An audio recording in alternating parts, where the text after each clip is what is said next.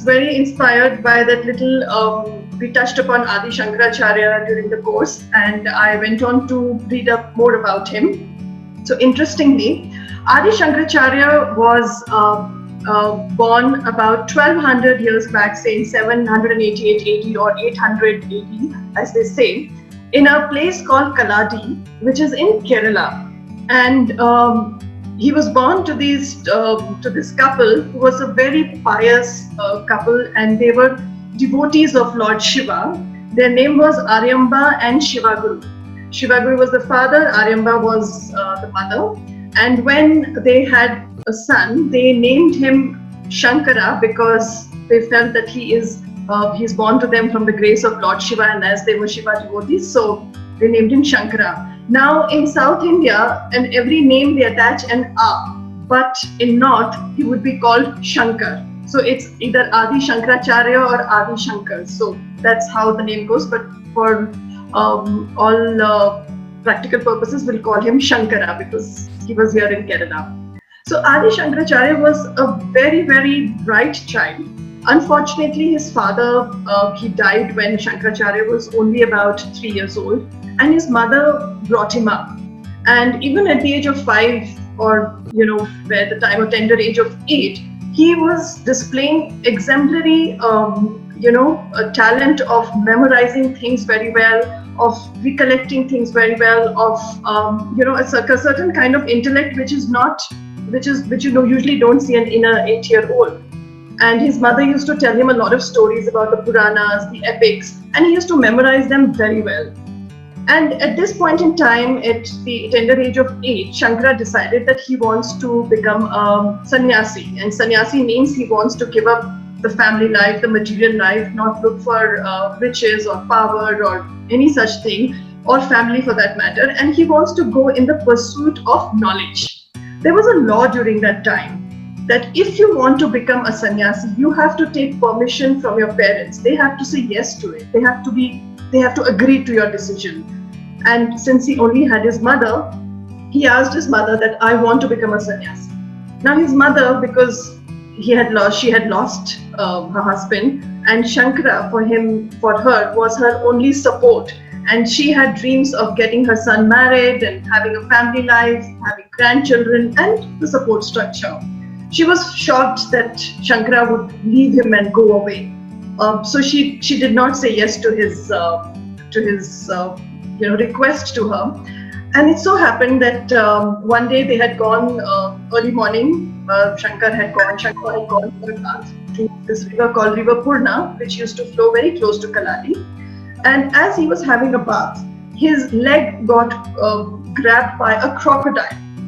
And his mother was standing on the banks of the river, and while she was also startled and suddenly surprised at what happened and trying to figure out how to help him, Shankara thought to himself that I don't want to die like this. I want to die as a sannyasi, and I want to actually take up the path of being a sannyasi. So he called out to his mom and said, please agree to let me go. I want to be a sannyasi.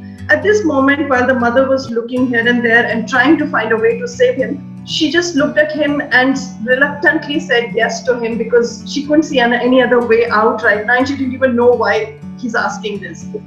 And it so happened that miraculously at that point in time, the crocodile left Shankara's leg, and Shankara came back to the banks safely without being damaged or hurt by the crocodile. But now that his mother had already said yes to him, she had no choice but to let the young Shankara go on his path of being a sannyasi.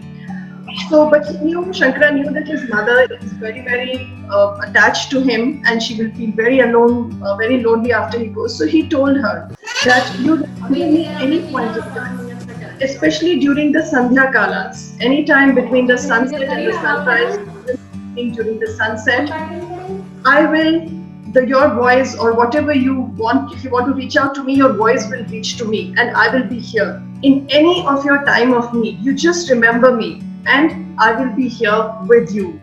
So his love for his mother was great, though he was a great philosopher, and after he left his mother's home, he went in search of a Gurukul, and we all know that he found a Gurukul in Sri Govind Bhagavad Pada was his Guru.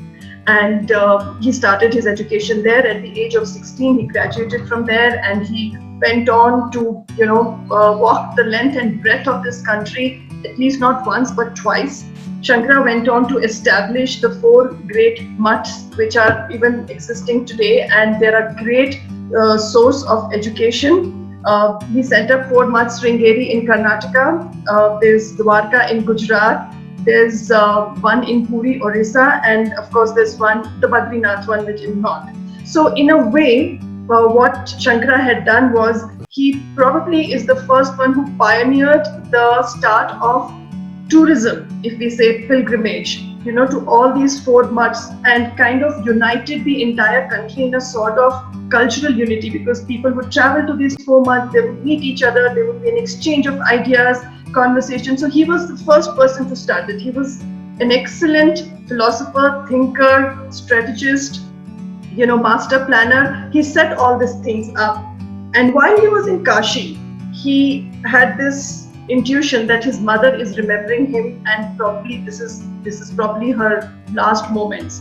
So he left everything and he came back to see that his mother was actually on her deathbed and she had just a few moments. And when he came there, he was even though he was such a realized soul, but looking at his mom in that situation, his heart also became tender, and he tried to help her by first reciting the glories of the Lord, which she could not understand, or the Brahma, which she could not understand. Then he talked to her about Shiva and all his different, incarnations, but she was again not able to get that. Then he spoke to her about Vishnu and the super consciousness, and at that moment in time, his mother left the body while in the thoughts of Vishnu, the Lord himself, and the super consciousness. It's said that she achieved her mukti at that point in time. So this whole story was fascinating because it shows the great love that Adi Shankaracharya had for his mother, in spite of